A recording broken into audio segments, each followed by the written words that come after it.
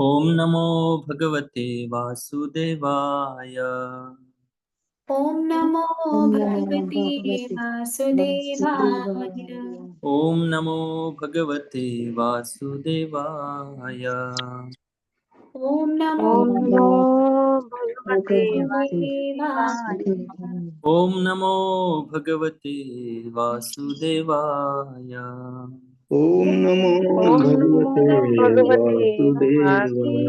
ओम वासुदेवाय। अज्ञानतिमिरन्धस्य ज्ञानाञ्जनशलाकया चक्षुरोन्मिलितं येन तस्मै श्रीगुरुवे नमः। नमः ओम विष्णुपादाय कृष्णपृष्ठाय भूतले श्रीमते भक्तिवेदांत स्वामिनिति नामिने। नमस्ते सारस्वती देवे गौरवाणी प्रचारिणे निर्विशेष शून्यवादी पाश्चात्यदेशतारिणे वाञ्छाकल्पतरुभ्यश्च कृपा सिन्धुभ्येव च पतितानां पावनेभ्यो वैष्णवेभ्यो नमो नमः। जय श्री कृष्ण चैतन्य प्रभु नित्यानंद श्री अद्वैत गदाधर श्रीवासादि गौर भक्तवृंद। हरे कृष्णा कृष्णा कृष्णा हरे हरे, हरे राम राम राम हरे हरे।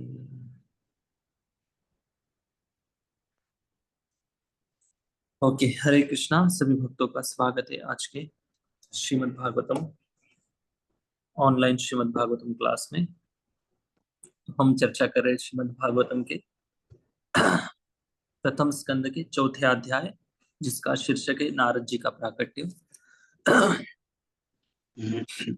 और हम श्लोक संख्या कल तक हमने 8 नंबर श्लोक तक चर्चा की थी। जैसे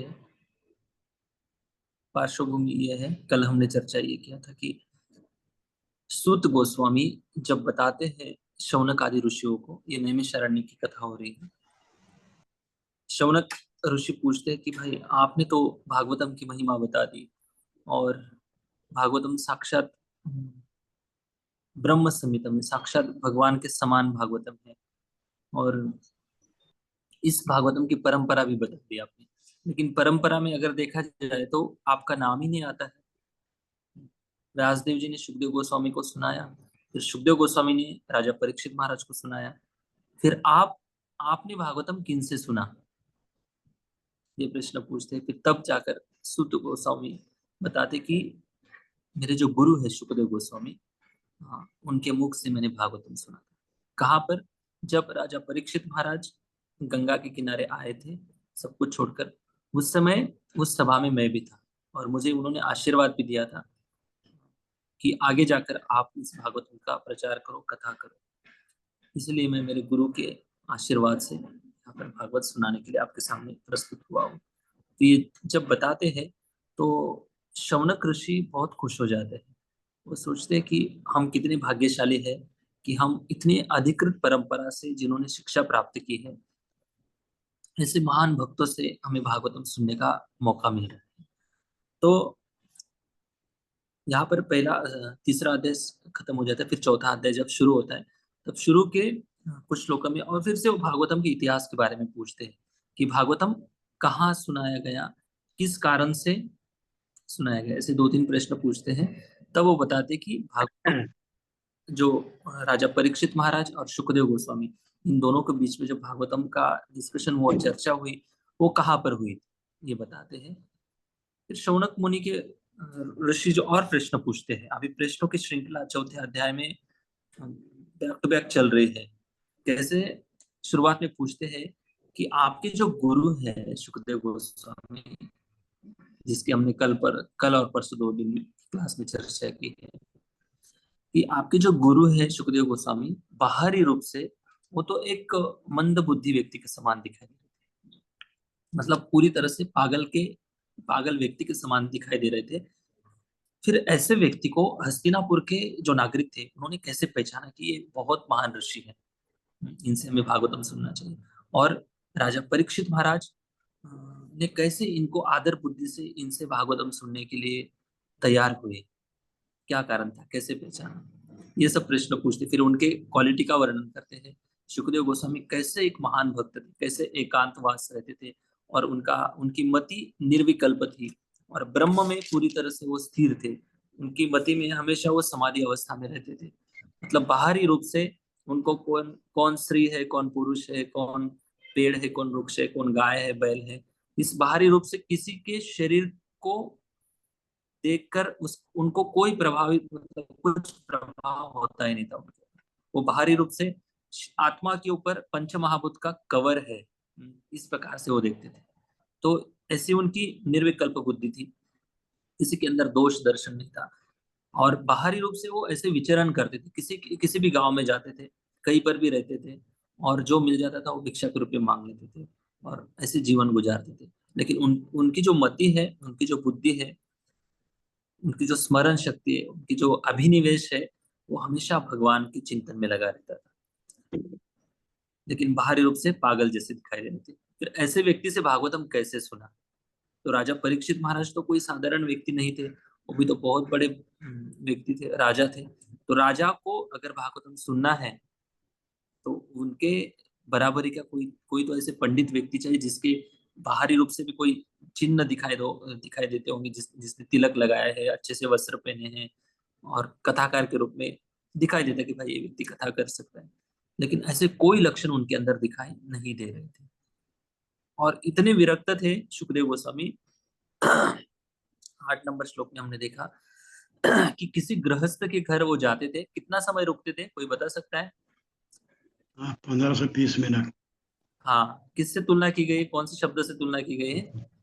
गाय दोहन से। Very good. हाँ, गो दोहन मात्र, गाय दोहन करने के लिए जितना समय लगता है, बस उतना ही समय किसी गृहस्थ के घर रुकते थे। और किसी पर्पज से, किसी भी कारण से किसी के भी गृहस्थ की चापलूसी नहीं करते थे। रूपा जी तात्पर्य में बहुत अच्छे से लिखते, कल हमने इसके बारे में बहुत अच्छे से चर्चा की है। तो ये सुखदेव गोस्वामी का हाँ स्तर था। तो ऐसे सुखदेव गोस्वामी बाहरी रूप से कोई व्यवहारिक उनके अंदर लक्षण नहीं दिखाई दे रहे थे, फिर कैसे पहचाना कि यही व्यक्ति भागवत सुनाने के लिए योग्य है? तो जब परीक्षित महाराज जहाँ पर बैठे थे गंगा के किनारे, वहां पर कई ऋषि मुनि भी उनके साथ बैठे थे। तो ऋषि मुनियों ने जब देखा कि यहाँ पर सुखदेव गोस्वामी आए हैं, देखते ही साथ सारे ऋषि मुनि, हालांकि उम्र से बड़े थे, अनुभव से बड़े थे, आध्यात्मिक साक्षात्कार कई वर्षों से उनके पास था, फिर भी उन्होंने जब देखा सुखदेव गोस्वामी को, सारे लोग प्रणाम करने लगे। बड़े आश्चर्य की बात है, प्रणाम करने लगे। फिर राजा परीक्षित महाराज उनको कुछ प्रश्न पूछते हैं। अब ये कैसे संभव है, क्यों, किसने, इन सारे ऋषि मुनियों ने, सारे लोगों ने कैसे पहचाना? देखो, जब सुखदेव गोस्वामी हस्तिनापुर में प्रवेश किए, हस्तिनापुर नाम की, कल हमने चर्चा की, दिल्ली नाम का शहर था, उस हस्तिनापुर में जब उन्होंने प्रवेश किया, तो हस्तिनापुर के नागरिकों ने, कई लोगों ने, अक्सर ऐसे शारीरिक स्तर पर होने के नाते उनकी उपस्थिति का उन लोगों ने उपहास किया, मतलब इग्नोर कर दिया, किसी ने अपमान किया। और सुखदेव गोस्वामी को कोई फर्क नहीं पड़ता था, कोई अपमान कर रहा है, कोई मान दे रहा है, कोई सम्मान कर रहा है, क्योंकि उनकी चेतना शारीरिक स्तर पर थी ही नहीं। तो हस्तिनापुर के निवासी उनको पहचान नहीं पाए। फिर वही आगे चलते हुए जब जाते हैं गंगा के किनारे, तो वहां पर सारे ऋषि मुनि उनको पहचान लेते हैं कि ये कोई साधारण व्यक्ति नहीं है। तो कहने का मतलब ये है कि जिस लेवल पर हमारी चेतना है, उसी लेवल से हम दुनिया को देखते हैं। ऐसे कहा जाता है कि जैसी दृष्टि है वैसी सृष्टि बनती है। दृष्टि में जो है, हमारी चेतना में जो है, वही चेतना के भावना से हम सारी दुनिया को जज करते रहते हैं। जैसे चोर चोर की छोटी मोटी खूबियां पहचान लेता है, और उस इनके चोर के लक्षण चोर को अच्छे से पता होते हैं, तो वो समझ जाता है कि ये व्यक्ति चोर है। वैसे ही जो बड़े बड़े अध्यात्मवादी लोग होते हैं, वो बाहरी लक्षणों से ज्यादा उनकी आंतरिक भावना से ज्यादा पहचान लेते हैं। अभी आंतरिक भावना का जो मैच होना है, वो जिनकी चेतना ऊपर उठ चुकी वही झांक कर देख सकते हैं, लेकिन समझो अगर कोई यहाँ से पीसीएमसी अगर शेयर देखना है तो कितना फुट ऊपर जाना पड़ेगा, 100 200 समझो, 500 1000 पकड़ लो। अगर पूरा भारत देश देखना है तो और भी ऊपर जाना पड़ेगा। मतलब वैसे है, चेतना जितनी जिसके ऊपर है उतना उस व्यक्ति के अंदर स्पष्टता आती है। ठीक है। ये बात कल की क्लास में हमने चर्चा की, बहुत इंपॉर्टेंट था ये सब बताना। अभी 9वें श्लोक से और भी प्रश्न जारी है। अभी कथाकार को कथा कहने से पहले बैक टू बैक एक के बाद एक प्रश्न पूछे जा रहे हैं शौनक ऋषि और सूत गोस्वामी। अभी तक इस अध्याय में कुछ भी नहीं बोल रहे हैं। अभी 9 श्लोक हो गए और भी 12 नंबर श्लोक, 12, 13 नंबर श्लोक तक कुछ नहीं बोलेंगे, पूछते रहेंगे शौनक ऋषि और आगे भी प्रश्न जारी रहेंगे। प्रश्न एक के बाद एक पूछ रहे हैं और इस प्रश्न पूछते समय शौनक ऋषि का जो मूड था बहुत आनंदित है। सूत सूत 2 बार उन्होंने बोल दिया। अभी कल के 10 नंबर श्लोक में वो बोलेंगे कि आप मेरे अंग के समान हैं। मतलब आपको हम प्रश्न पूछकर इरिटेट नहीं कर रहे, बल्कि आपको प्रश्न पूछकर हम इसलिए प्रश्न पूछ रहे हैं कि और भी इस भागवतम के इतिहास के बारे में और अभी हमें अच्छे से जानकारी मिले। इस भाव से बड़े खुश होकर प्रश्न पूछ रहे। कल के श्लोक में देखा था हमने कि उनको तात बोल रहे हैं कि आप सच में हमारे बहुत प्रिय हो। प्रिय होने के नाते क्यों प्रिय लगने लगे हो? क्योंकि अभी तक आपको हम जानते भी नहीं थे। फिर तुरंत कुछ दिन के बाद, 2-4 दिन के बाद, 3-4 चैप्टर तो खत्म हो गए, 1-2 दिन के बाद आपने इतना अच्छा कथन किया, हमारे प्रश्नों का इतना अच्छे से आपने जवाब दिया, ऐसे लग रहा है कि संसार के सभी लोगों में से आप हमें बहुत प्रिय लगने लगे। इस प्रकार से शौनक ऋषि सूत गोस्वामी को बोल रहे हैं। ठीक है। अभी राजा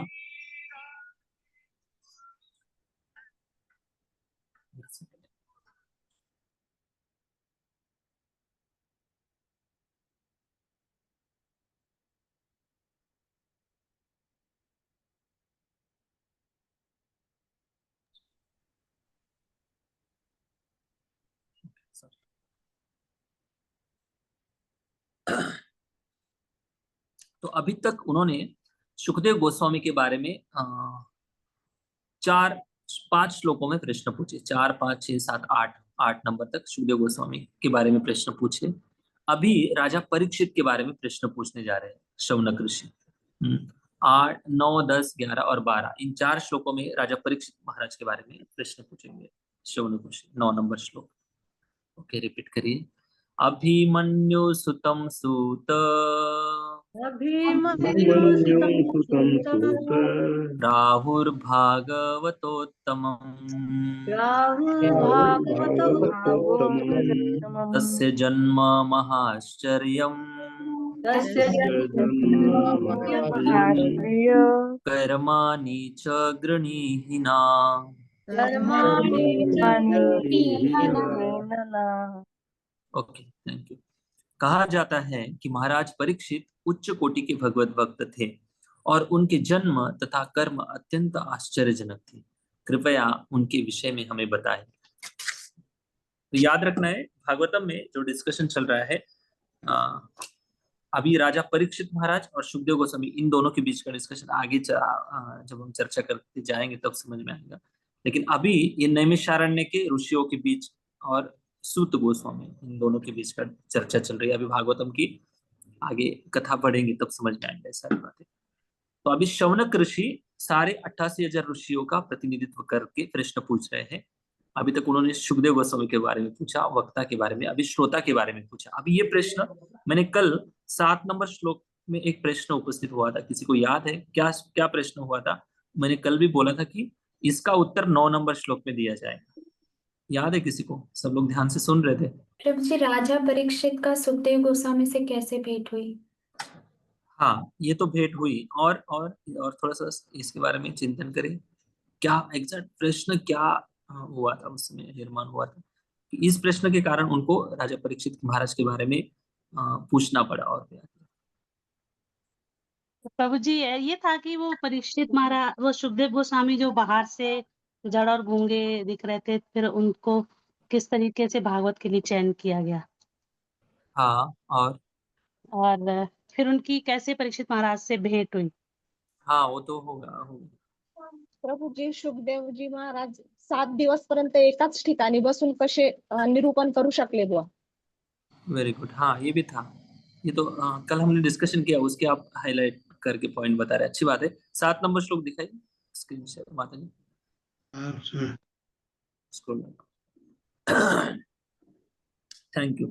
हाँ, देखिए इस श्लोक में क्या बताया गया है, कथम वा पांडवेयस्य राजर्षि मुनिना सहा संवाद समभूतात एतैषा सात्वतीं श्रुति।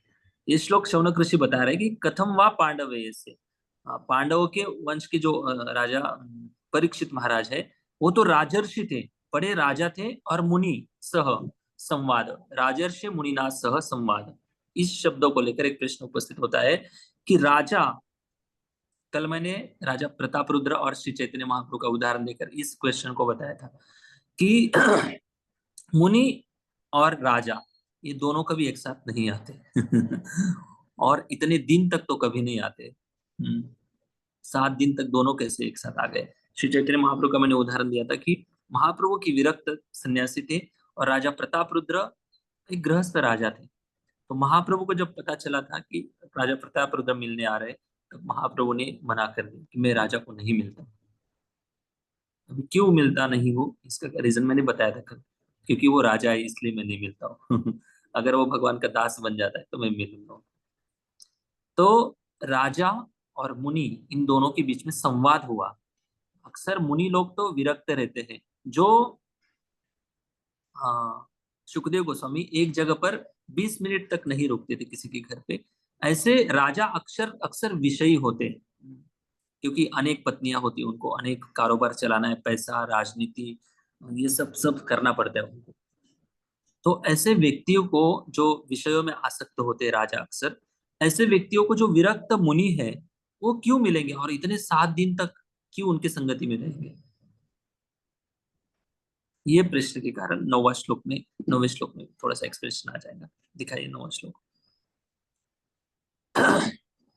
देखिए, और बाकी श्लोकों में और स्पष्टीकरण आ जाएगा।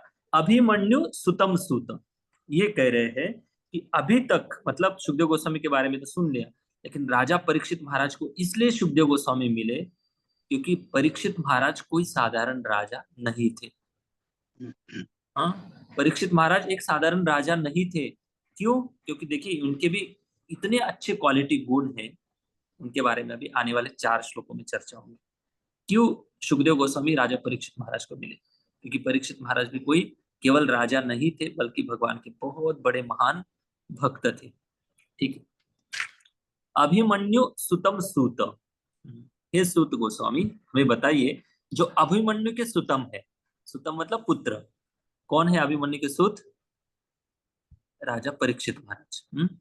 प्राहुर भागवतोत्तमम, और ये जो अभिमन्यु सूत है, इसे कहा जाता है, हमने ऐसे सुना है, कौन कह रहे हैं, शौनक ऋषि, हमने ऐसे सुना है कि वो प्रथम श्रेणी के भागवत महान भक्तों में से उनकी गणना आती है। वो कोई साधारण व्यक्ति नहीं थे, बल्कि सारे वैष्णवों में सर्वश्रेष्ठ वैष्णव के नाम से जाने जाते थे, इतने बड़े महान भक्त थे।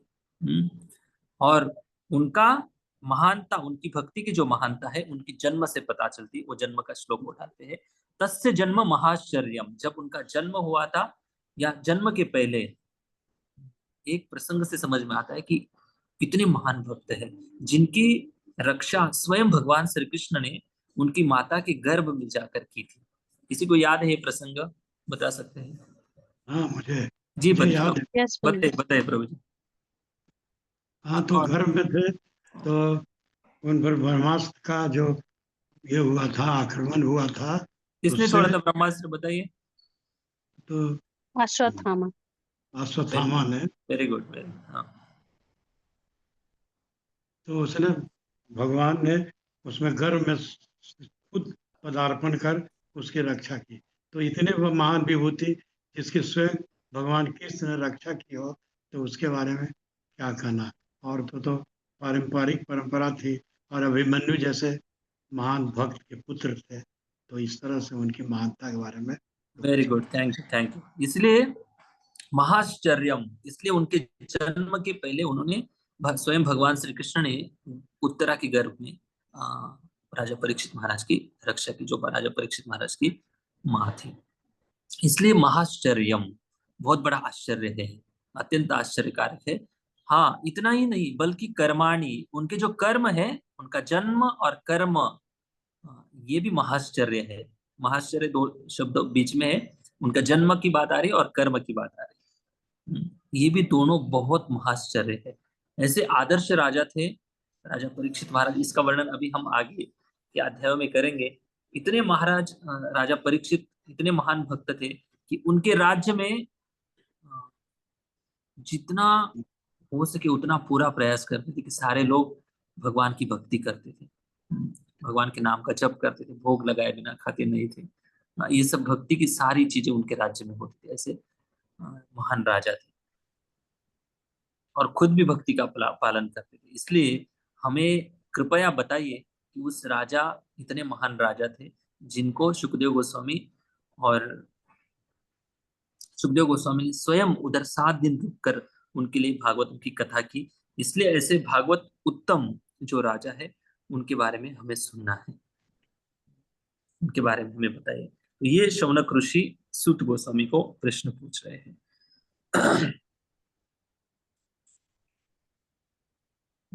तो यहाँ पर इसके पहले एक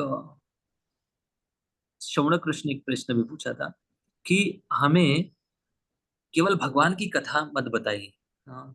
केवल भगवान की कथा ही नहीं बतानी है आपको, बल्कि ऐसे महान भक्त है जिनका चरित्र में, जिनकी चरित्र जब सुनते हैं तो भगवान की गाथा और भी ज्यादा प्रकाशित होती है कि कैसे भगवान भक्तों की रक्षा करते हैं, कैसे भगवान भक्तों पर प्रेम करते हैं। ऐसे महान भक्तों की भी हमें कथा सुनाइए। तो ये जब सुना सुत गोस्वामी ने, तब वो सारी भक्तों की जो कथाओं की जो लिस्ट है वो भी इस भागवतम में उन्होंने बताई थी कि कैसे भगवान और भक्त इन दोनों का आदान प्रदान है। क्योंकि स्वाभाविक है कि जहां पर भगवान है वहां पर भक्त होते हैं, और भक्त के बिना भगवान की कथा भी पूरी नहीं होती। ये बात है, इसलिए महान भक्तों की कथा जरूर सुननी चाहिए। और श्री चैतन्य महाप्रभु ने हमें आदर्श दिखाया कि महाप्रभु हर रोज गदाधर पंडित से जाकर भगवान की कथा तो सुनते थे, साथ साथ प्रहलाद जैसे महान भक्त की कथा भी सुनते थे, और ध्रुव महाराज जैसे भगवान के भक्तों की कथा भी सुनते थे। तो इसलिए भागवतम में ऐसे महान भागवत भक्तों का चरित्र भी आता है जिसको सुनकर हम जैसे साधकों को बहुत प्रेरणा मिलती है, क्योंकि हम प्रैक्टिस करने वाले हैं ना। तो उनका मनोभाव कैसा था भगवान के प्रति, कैसे वो भगवान को पुकारते थे, कैसे भगवान की भक्ति करते थे। इतने बड़े बड़े लोग होते हुए भी वो फिर भी भगवान को शरणागत थे। कैसे उनके लाइफ में भी अलग अलग प्रकार की सिचुएशन आई, और ऐसे परिस्थितियों में भी उन्होंने भगवान का आश्रय कभी नहीं छोड़ा। तो ये सब कथा जब सुनते हैं हम, तो स्वाभाविक रूप से भक्ति करने के लिए और भी प्रेरणा मिलती है। इसलिए भक्तों के चरित्र जरूर सुनना चाहिए। ओके, तो ये बात यहाँ पर बताई जा रही है।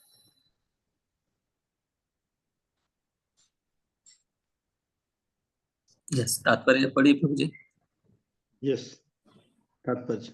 महाराज परीक्षित का जन्म आश्चर्यजनक है, क्योंकि भगवान श्री कृष्ण ने उनकी रक्षा उनकी माता के गर्भ में की थी। उनके कार्यकलाप भी आश्चर्यजनक हैं, क्योंकि उन्होंने गाय का वध करने के लिए उद्यत कली को प्रताड़ित किया। गाय का वध करने का अर्थ है महान सभ्यता का विनाश। वे पाप के उत्कट प्रतिनिधि से गाय की रक्षा करना चाहते थे। उनकी मृत्यु भी आश्चर्यजनक है, क्योंकि उन्हें मृत्यु की पूर्व सूचना प्राप्त हो चुकी थी, जो किसी मर्त्य प्राणी के लिए आश्चर्यजनक है। इस तरह उन्होंने गंगा के तट पर आसीन होकर और भगवान की दिव्य लीलाओं को सुनते हुए प्रयाण करने की तैयारी कर ली थी।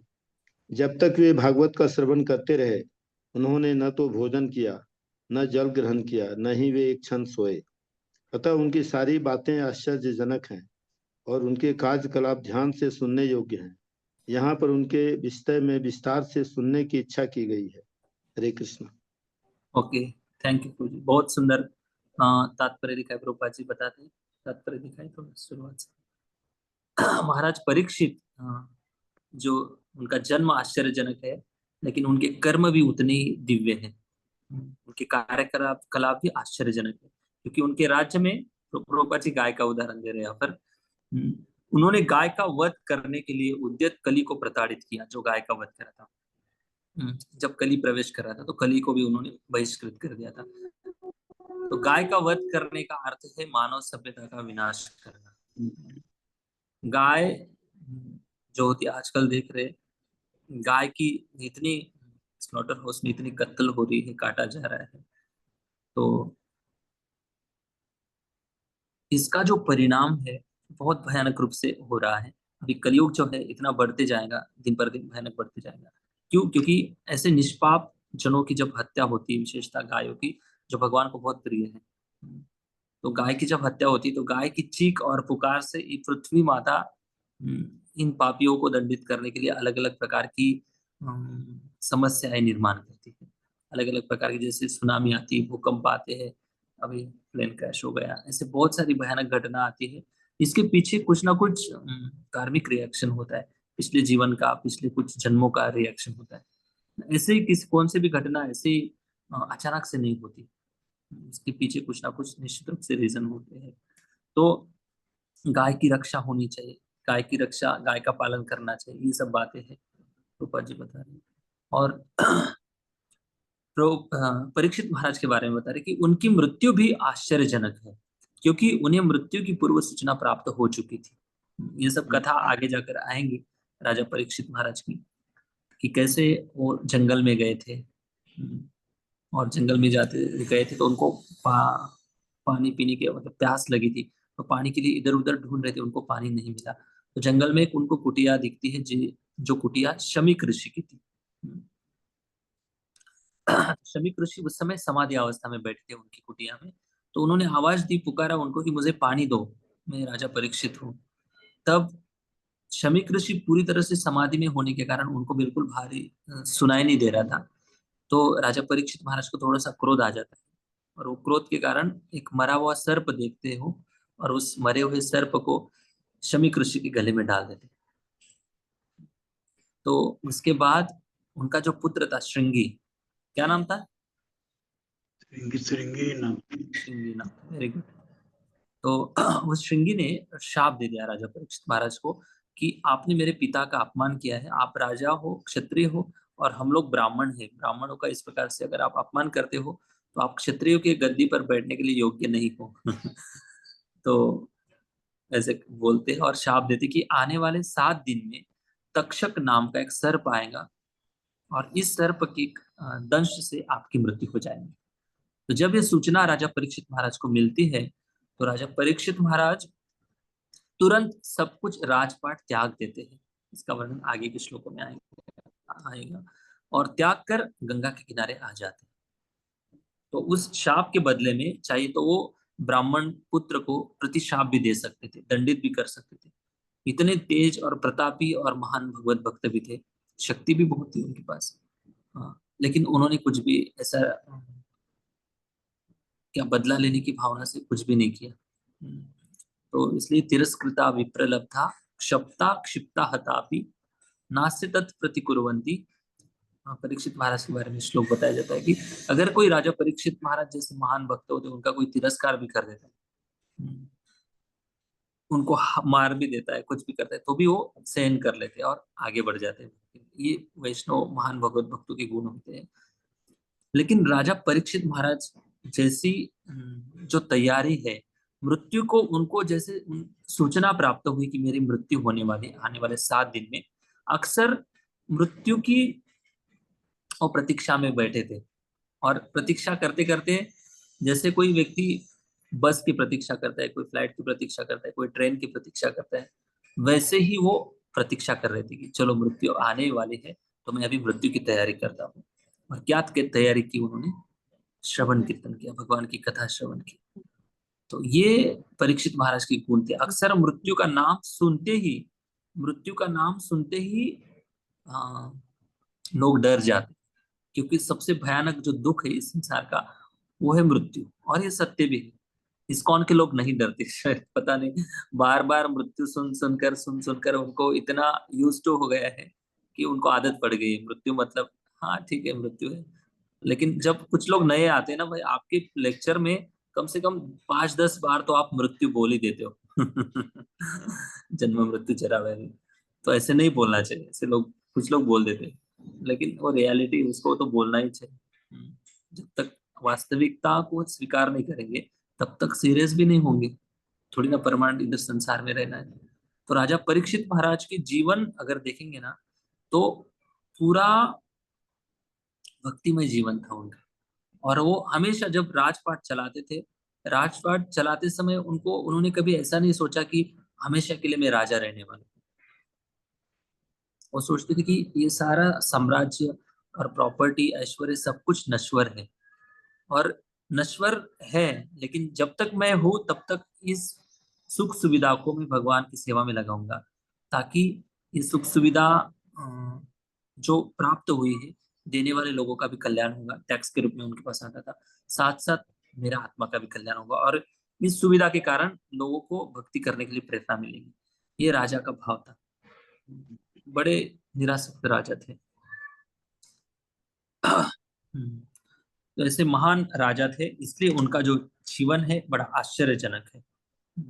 और उन्होंने 7 दिन तक उपवास किया, ना जल पिया ना भोजन किया, कोई ब्रेकफास्ट नहीं, कोई लंच नहीं, ना भागवतम क्लास के बाद कोई ब्रेकफास्ट है ना प्रसाद है।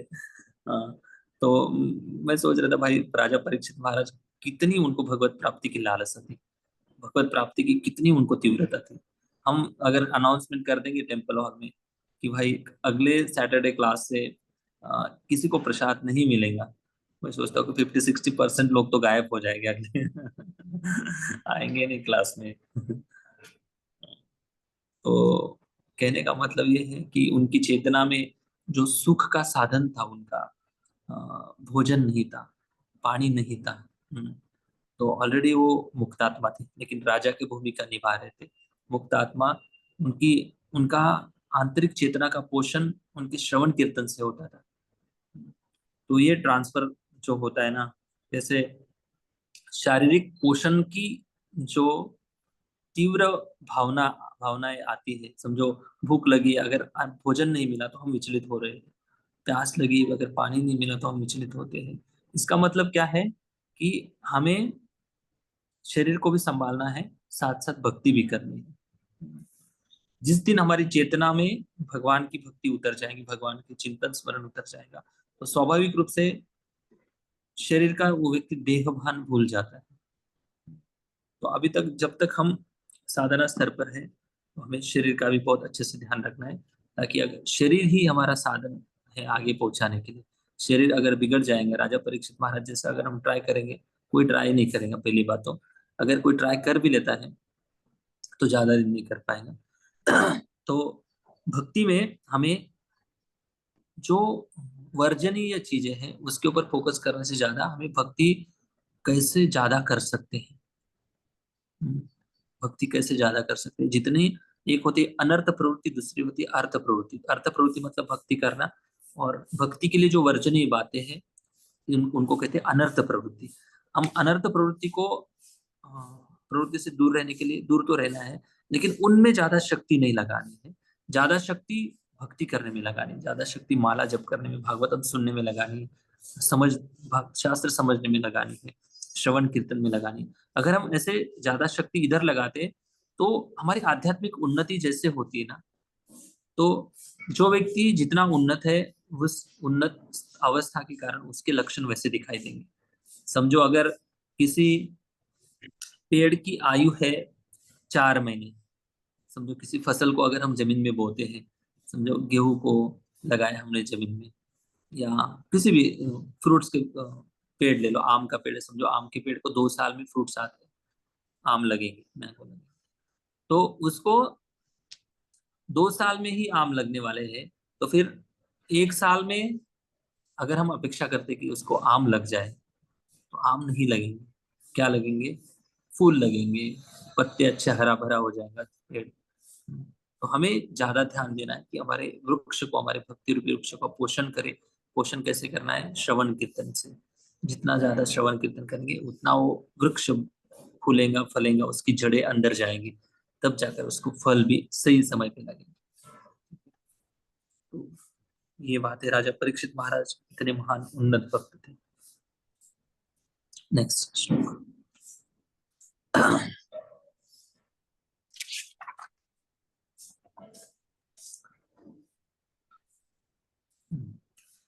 अभी राजा परीक्षित महाराज के बारे में ही बताया जा रहा है कि वो इतने बड़े थे तो फिर उन्होंने क्यों छोड़ा, ये लास्ट वाली लाइन में आएगा आने वाले 3 श्लोकों में।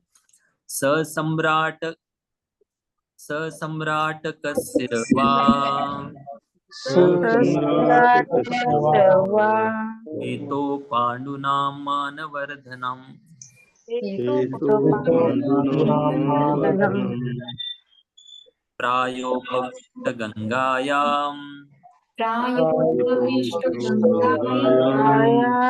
नादृत्याधिराट श्रियम्।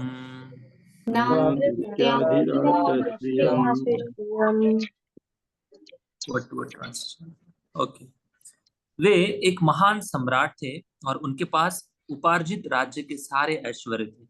वे इतने वरेण्य थे कि उनसे पांडु वंश की प्रतिष्ठा बढ़ रही थी। तो फिर वे सब कुछ त्याग कर गंगा नदी के तट पर बैठकर क्यों आमरण उपवास करने लगे। ये प्रश्न शौनक ऋषि सूत गोस्वामी को पूछ रहे थे कि राजा परीक्षित महाराज जो थे, श्लोक दिखाएं, सम्राट कस्यवा, वो कोई साधारण व्यक्ति नहीं थे। सम्राट शब्द का अर्थ क्या है?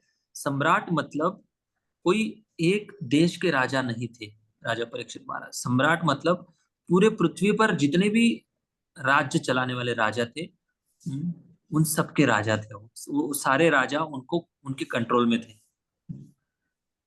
और महान भगवत भक्त भी थे, सम्राट थे, और ऐश्वर्य की कोई कमी नहीं थी। इतने बड़े बड़े यज्ञ करते थे वो, और अश्वमेध यज्ञ जैसे बड़े बड़े उन्होंने यज्ञ किया और पूरे संसार को प्रस्थापित किया कि मैं एक क्षत्रिय सम्राट हूँ।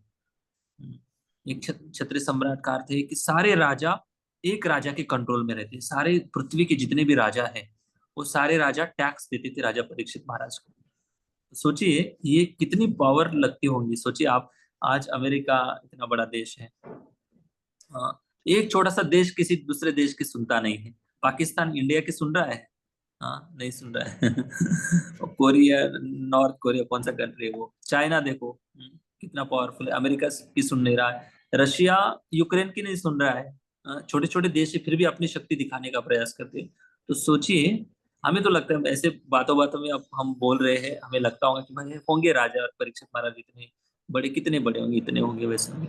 तो अभी की कल्पना में सोचिए कि अगर कोई देश दूसरे देश को शरणागत होता है, नहीं होता है। सबके पास आर्मी है, सबके पास अलग अलग प्रकार की फोर्स है, सबके पास पैसा है, टेक्नोलॉजी है और सब कुछ है। तो एक देश दूसरे देश को सरेंडर नहीं होता है, शरणागत नहीं होता है। तो राजा परीक्षित महाराज के पास इतने अलग अलग देश के प्रांत के सारे राजा उनको शरणागत होकर टैक्स देने के लिए आते थे, कि बताते थे कि भाई हम आपके आज्ञा से हमारा राज्य चला रहे हैं, आप ही हमारे प्रमुख राजा हो।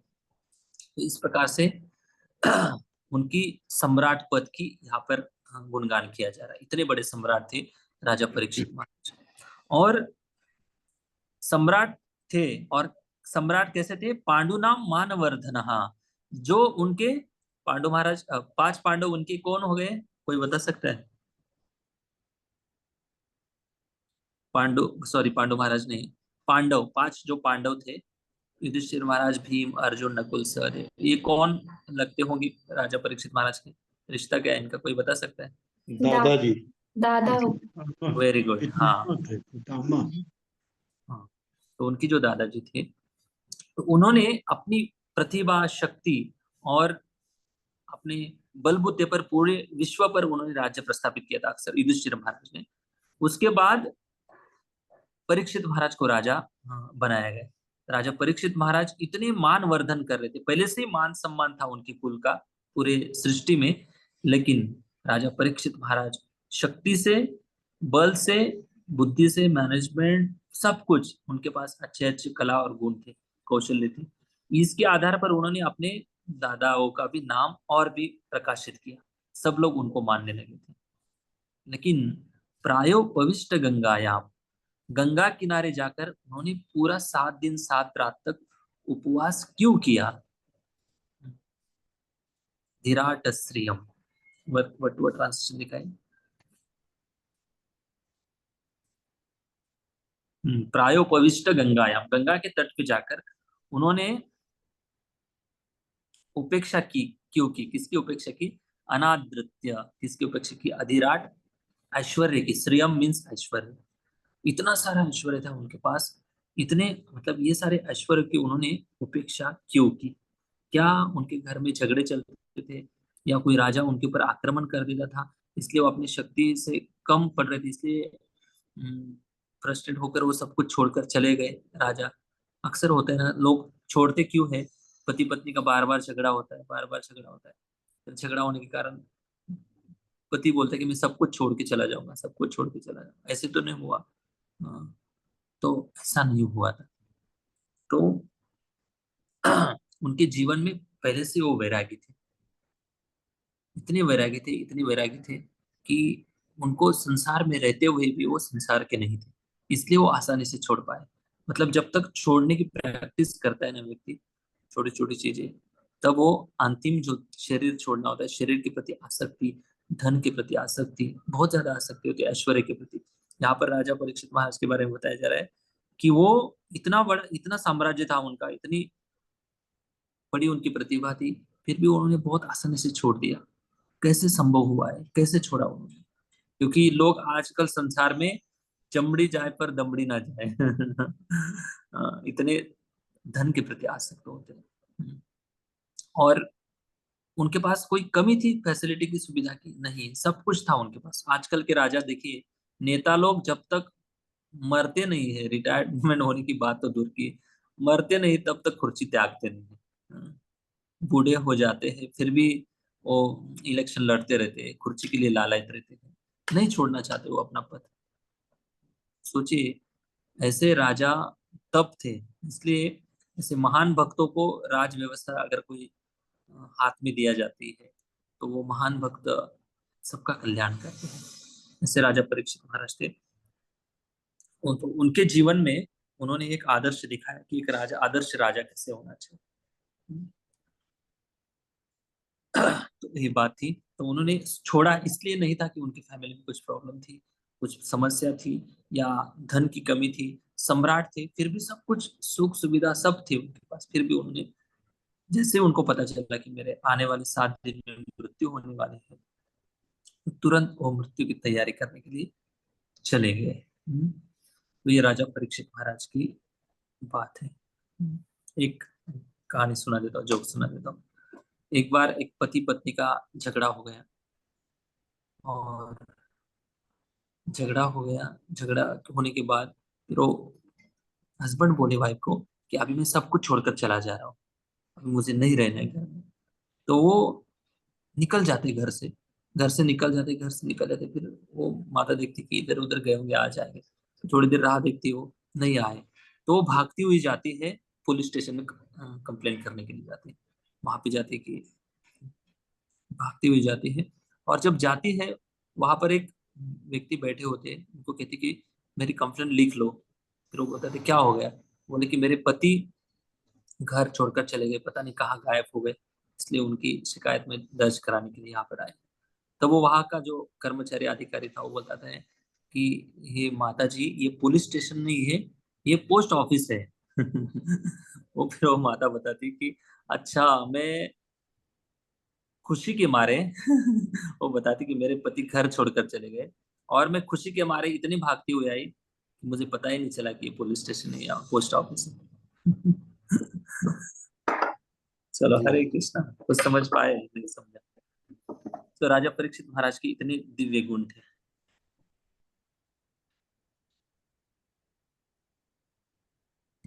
ओके, यहाँ पर हम रुकेंगे तात्पर्य पढ़ के। जी प्रभु जी, पढ़ी तात्पर्य।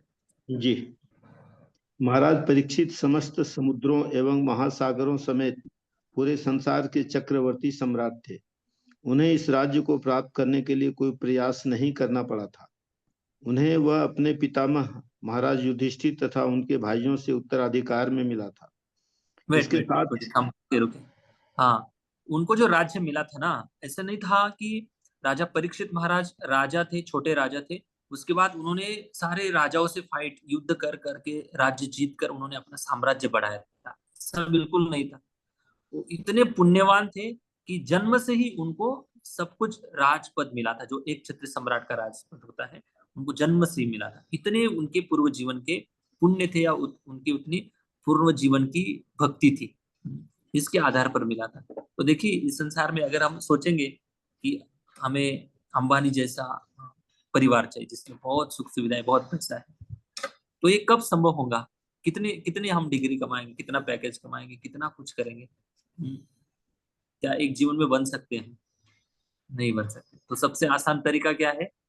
सबसे आसान तरीका है कि अंबानी के घर में जन्म ले लो तब जाकर एक ही जन्म में हम अंबानी की संपत्ति का अधिकारी बन सकते हैं। लेकिन ये सबकी बस की बात है नहीं, उसके लिए पूर्व जीवन के उतने पुण्य कर्म भी लगते हैं। वैसे ही राजा परीक्षित महाराज पूर्व जीवन के बहुत बड़े पुण्यात्मा थे, इसलिए उनको अपने पूर्वजों से ही उनको प्रतिष्ठा और राज्य की सारी संपत्ति प्राप्त हुई थी, और उसके वो अधिकारी भी बने थे, उत्तराधिकारी। यस जी। इसके साथ ही साथ वे सुचारू रूप से शासन चला रहे थे, जो उनके पूर्वजों की प्रतिष्ठा के ही अनुरूप था। फलस्वरूप उनके ऐश्वर्य तथा प्रशासन में कुछ भी अवांछित नहीं था।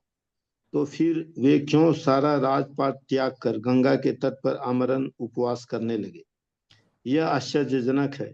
अतएव सभी इसका कारण जानने के लिए उत्सुक थे। हरे कृष्ण। ओके, थैंक यू प्रभु। हरे कृष्ण। तो यही बात शौनक ऋषि पूछ रहे हैं कि क्या उनके लाइफ में कौन सी ऐसी चीज थी जो कमी थी जिसके कारण उनको सब कुछ छोड़ना पड़ा? क्या कारण था? सब कुछ तो था उनके पास, फिर भी वो छोड़कर चले गए और उन्होंने भागवत कथा सुनी और फिर भगवत धाम की प्राप्ति की। इनके बारे में वो पूछने जा रहे हैं। ये सारे प्रश्न शौनक ऋषि सूत गोस्वामी को पूछ रहे हैं। हरे कृष्ण। जय श्रील प्रभुपाद की। ग्रंथराज श्रीमद् भागवतम महापुराण की। कोई प्रश्न है आज की क्लास के संदर्भ में?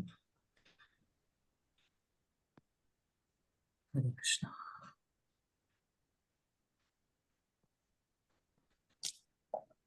कुछ समझ पा रहे हो? कुछ लिंक लग रही है या? इस प्रभु जी समझते हैं। ओके, हम भागवतम सुन रहे हैं, समझ रहे, थोड़ा सा अनुभव होता होगा कि अच्छा कुछ तो। जरा कठिन है, हाँ, फिर भागवतम समझता है जरा। ओके, जब भागवतम पढ़ रहे थे तब थोड़ा सा समझने में कठिनाई आ रही थी, लेकिन अभी जब हम सुन रहे हैं तो और भी स्पष्टता आ रही है। बस ये भी अनुभव हो गया तो अच्छा है। हम जो भागवतम की कथा में हरि चर्यानुवर्णनम कर रहे हैं, भगवान का वर्णन चल रहा है, तो सफल है। हरे कृष्ण। प्रभूजी यस। माझ्यापाशी भागवत गीता नाहीये, म्हणजे हे नाहीये, आपण जे घेतो ना भागवत ते नाहीये पुस्तक, पण तुमच्याकडे जे श्लोक आणि हे असतात ना तात्पर्य, तर जर पाठवता येत असं तर पाठवू शकता का? म्हणजे मला पण वाचायला बरं पडेल। हाँ हाँ, मैं ग्रुप में इस्कॉन डिजायर की लिंक भेज दूंगा, वो लिंक पे जाके आप डाउनलोड कर सकते हैं। ठीक है। प्रभु जी। हरे कृष्ण। दंडवत प्रणाम।